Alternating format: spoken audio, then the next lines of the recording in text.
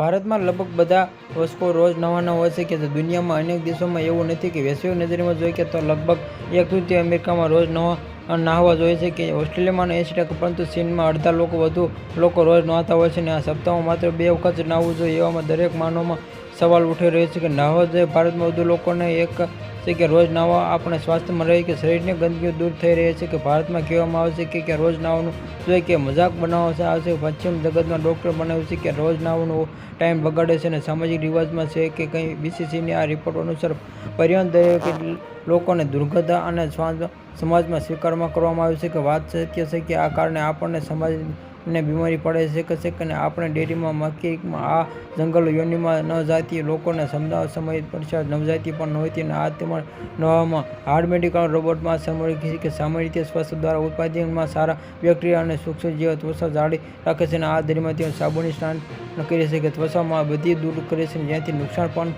થઈ શકે છે.